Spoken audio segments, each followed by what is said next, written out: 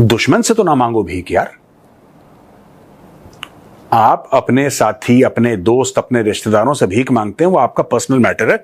हम नहीं कहते कि आप मांगो ना मांगो, लेकिन आप दुश्मनों से भी भीख मांगते हैं। हमसे बात कर लो, हमसे बात कर लो, प्लीज सर हमसे बात कर, एक बार तो बात कर लो सर, कोई बात नहीं।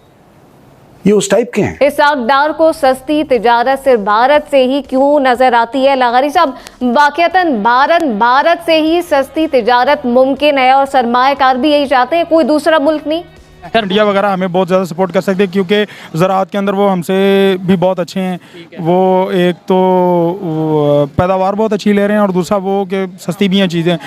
कि ये जो आप किस हद तक यकीन रखते हैं कि पाकिस्तान और भारत के दरमियान तजारत जो है वो बहाल होनी चाहिए, और अगर बहाल होनी चाहिए तो वो कौन से फैक्टर्स हैं एज ए सफारत कारी के तौर पर या वजारत ख़ारजा के तौर पर कि जिसको दोनों तरफ से इन चीज़ों को बेहतर करने की ज़रूरत है और दोनों मुल्कों के क्या ये मफाद में है सर? पाकिस्तान का प्रधानमंत्री साल में 364 दिन तो मांगता ही मांगता है, 365वें दिन भी, यानी कि on 5th of August again he started begging India for talks. पता नहीं क्या ये पाकिस्तानी माइंडसेट है, ये क्या खाते हैं, इनके खाने में कुछ मिला हुआ है, आई डोंट नो। मुझे नहीं बात समझ में आती कि आप भीख क्यों मांगते हैं इतनी। देखिए ये कोई आसान काम नहीं है। अगस्त 2019 के बाद काफ़ी हद तक मामला ख़राब हो चुके हैं जो कि ठीक हो सकते थे, और अगर वो ऑन ट्रैक रहते हमारा हमसाया मुल्क तो, लेकिन बदकिस्मती ये है कि उसका जो पॉजिटिव जो जवाब आने के, मैंने कहा था हम कलेक्टिवली फैसला करेंगे। सो वी हैव टू सी कि मोदी जो है वो किस हद तक अपना डोमेस्टिक प्रेशर जो है वो उसको अवॉइड कर सकते हैं और पाकिस्तान का स्टैंड या पाकिस्तान की एक्सेप्टेंस जो है उसको वो पॉजिटिवली देखेंगे। लेकिन जय हिंद दोस्तों उधर बांग्लादेश में मुस्लिम कट्टरपंथियों ने पूरा बांग्लादेश को ही बर्बाद करके रखा हुआ है। दूसरी तरफ पहले से ही बर्बाद देश पाकिस्तान, जिसको मुस्लिम कट्टरपंथियों ने ही बर्बाद किया है, वहाँ की सूरत हाल अब ये है कि पाकिस्तान के प्रधानमंत्री शहबाज शरीफ ने कहा है कि हम अपने सभी पड़ोसी देशों से चाहते हैं अच्छे रिश्ते। ठीक है, उन्होंने ये भी कहा कि हम कश्मीर इशू से भी बात करने के लिए तैयार हैं, लेकिन जब इनको कौन बताए कि कश्मीर का तो कोई इशू ही नहीं है, इशू तो गिलगित बाल्टिस्तान और पीओके का है, उसको सॉल्व करना है। ठीक है, गिलगित बाल्टिस्तान और पीओके कब दे रहे हो, इस पर बात करेगा भारत। पीओके तो हमारा अभिन्न हिस्सा है, गिलगित कब दे रहे हो, वो भी कश्मीर का ही अभिन्न हिस्सा है। ठीक है, तो इस पर बात करनी चाहिए और ये सारी चीज़ें हल करनी चाहिए, तभी भारत के साथ हमारा मित्रतापूर्ण रिश्ते और जो कहते हो ना कि हम ट्रेड तिजारत खोलेंगे तभी तिजारत होगी, वरना फिर भारत का सामान तुम दुबई के रास्ते अपने देश मंगाओ। भारत कोई चीज़ 100 रुपये में दुबई को बेचेगा, यूएई को, यूएई वही चीज़ उठा के 150 में पाकिस्तान को बेच देगा। तो पाकिस्तान चाहता है कि हम वही चीज़ 100 रुपये में भारत से डायरेक्ट खरीद लें, भारत कहता है हम नहीं बेच रहे तुम्हें। ठीक है, और दूसरी तरफ ये होता है पाकिस्तान कह रहा है अच्छा ठीक है भारत नहीं बेच रहा तो हमारी ही सामान भारत खरीद ले, भारत इनकी सामान तो कतई नहीं खरीद रहा। पाकिस्तानी चीज़ें खाना भारतीयों के लिए एक तरीके से गद्दारी करना है। भारत पाकिस्तान की कोई भी चीज नहीं खरीदा। नहीं कि पाकिस्तान का प्रधानमंत्री साल में 364 दिन तो मांगता ही मांगता है, 365वें दिन भी, यानी कि on 5th of August again he started begging India for talks.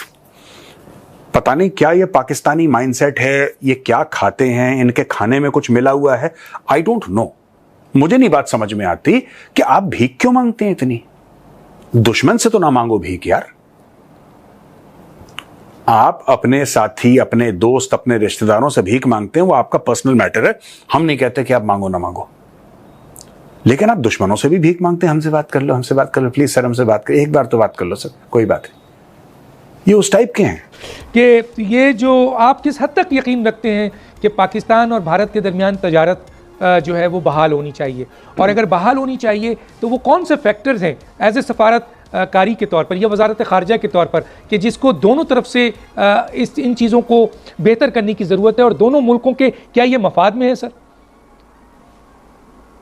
देखिए डॉक्टर साहब, ये सवाल मुझे 2 महीने पहले लंदन में करीबन किया गया था, ग्लोबल मीडिया मौजूद था, और मैंने उनको बड़ी ऑनेस्टी के साथ ये बताया था कि हमारे जो बिजनेस हाउसेस हैं, जो हमारे चेंबर्स हैं, उनमें से कई लोग, मैं सबको नहीं कह रहा, वो ये टाइम एंड अगेन, मैं प्रेसिडेंट लाहौर चेंबर भी रहा हूँ आज से अल्हम्दुलिल्लाह 32 साल पहले, मुझे पता है कि business community how they think, तो वो बार बार ये कहते हैं कि चीज़ें तो वहाँ से आती हैं, लेकिन आती हैं वाया दुबई, आती हैं वाया सिंगापुर, आती हैं वाया चाइना, और उसमें फ्रेट और ट्रांसशिपमेंट्स इन्वॉल्व होती है, और वो महंगी चीज़ें पड़ती हैं पाकिस्तान में आके। अल्टीमेट तो कंज्यूमर को चीज़ें वो मिलती है और वो पे करता है, और जाहिर है कि बिजनेसमैन जो एक्स्ट्रा फ्रेट दे रहे हो अपनी जेब से तो नहीं दे रहा।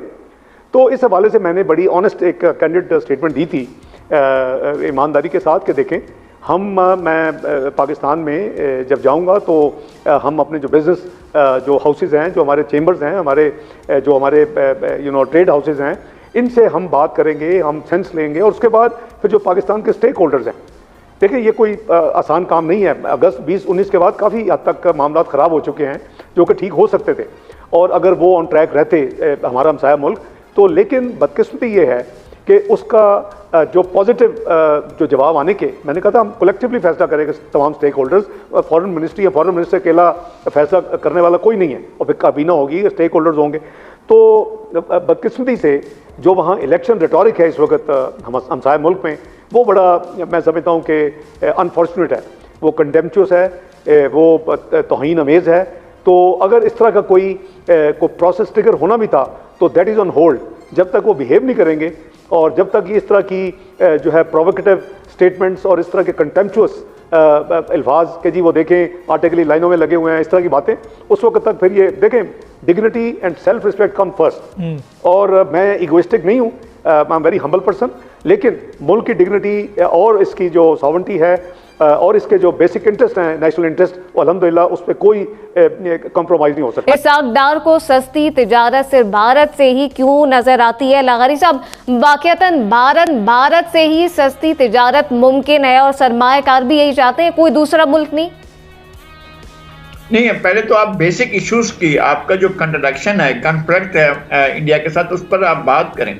कम अज़ कम अपने लोगों को एतमाद मिले, अपने इदारों को एतमाद में लें। आप सिक्योरिटी पाकिस्तान का जो सिक्योरिटी का इदारा है उसके साथ बात करें कि जनाब ये मामलात हैं, आपकी जो भी दीगर पॉलिटिकल एलाइज हैं उनके साथ बात करें, उनके साथ बैठ कर कहें कि जनाब ये मामलात हैं, हम इस तरह से चाहते हैं कि इंडिया के साथ ये मौजूदा हमारे इख्तलाफात हैं, हमारा कश्मीर का इशू है, हमारा सरकरी का इशू है, हमारा पानी का इशू है, हमारे दीगर इशूज़ हैं, इन इशूज़ के होते हुए क्या हम ऐसा कर सकते हैं कि उसके साथ बायलैटरल ट्रेड के बारे में गुफ्तगू करें। इसके बारे में आपको अपनी पार्लियामेंट से, आपको अपनी पॉलिटिकल पार्टियों से, आपको पाकिस्तान की इस्टेब्लिशमेंट से, पाकिस्तान के ताकत के मराकज़ से, तमाम इदारों से बात करनी पड़ेगी। अगर आपने ये कर ली है, ये प्रैक्टिस कर ली है और उनसे एतमाद हासिल कर लिया तो गो अहेड, आप जाएं और करें ये कारोबार।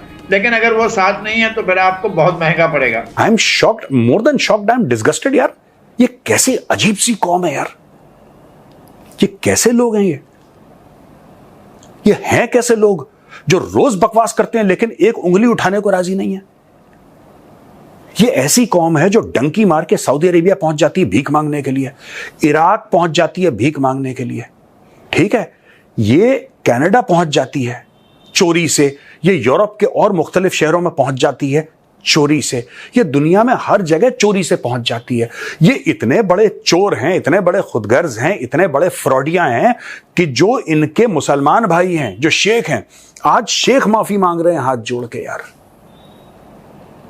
आई थिंक यूएई का कौंसल जनरल था वो कराची में, उस भाई ने हाथ जोड़ लिया, उसने बोला यार तुम पागल वागल हो क्या, तुम वहां पे आते हो हमारे देशों में, वहां पे आके तुम प्रोपेगेंडा करते हो। इनको मैं बता रहा हूं इनको क्या प्रॉब्लम हो गई शेखों से। अच्छा, जिनसे भीख मांगते हैं, जिनसे भीख मांगते हैं उन्हीं को गाली देते हैं। जय हिंद दोस्तों।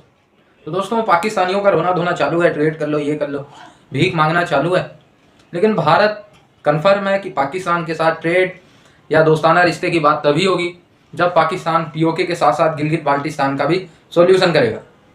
आपको मैं बताता चलूं कि जो गिलगित बाल्टिस्तान है वो भी लद्दाख का हिस्सा है, जो हमारा इस समय केंद्र शासित प्रदेश है लद्दाख, उसका हिस्सा है गिलगित। उसको भी भारत अपने नक्शे पे दिखाता है, वो भी भारत का एक अभिन्न हिस्सा है। उसमें से कुछ हिस्सा तो पाकिस्तान ने चाइना को भी दान में दे दिया, दान में क्या, लोन के बदले में दे दिया। और पाकिस्तान का अब यही टारगेट है, चाइना का लोन ना दे पाए तो गिलगित ही बेचते रहो चाइना को, ताकि भारत भी हमसे ना मांगे, चाइना से मांगना पड़े भारत को, और हमारा कर्जा भी उतर जाए। समझ रहे हो आप बात, ये पाकिस्तान गेम खेल रहा है। सो जल्द से जल्द अगर पाकिस्तान को रिवाइव होना है तो पीओके और गिलगित तो भारत को देना ही पड़ेगा। वैसे भारत सरकार बीच में काफ़ी एक्टिव थी पीओके को लेके, लेकिन हाल फिलहाल में जो सेकंड टेन्योर आया है गवर्नमेंट का, उसमें गवर्नमेंट थोड़ा ढीली दिखाई पड़ती। मानो ना या ना मानो, जम्मू एंड कश्मीर में इतने सारे हमले करवाए जा रहे हैं पाकिस्तान की तरफ से, ये तो अच्छा मौका है भारतीय गवर्नमेंट के पास, चढ़ाई कर दो यार, आप लोग अटैक कर रहे हो तो हमने चढ़ाई कर दिया। लेकिन अब भाई गवर्नमेंट पता नहीं क्या सोच के नरेंद्र मोदी जी काम कर रहे हैं। पाकिस्तान तो डेली 2-4 आतंकवादी घुसपैठ करवा रहा है। भारत को भी इस पर कुछ ना कुछ सोचना चाहिए ना, ऐसे तो काम नहीं चलेगा। पाकिस्तान इतना दोगला देश है, आप देखिए कि ये साले सुबह जो रात में टेररिज्म भेजेंगे, सुबह कोई प्रेस कॉन्फ्रेंस होगी तो मुंह बना लेंगे हम तो ट्रेड चाहते हैं जी, भारत तो ट्रेड ही नहीं कर रहा है, भारत चाहता है हमारी अर्थव्यवस्था ही बर्बाद हो जाए, ऐसी ऐसी बातें करते हैं और रात में आतंकवादी घुसाते हैं।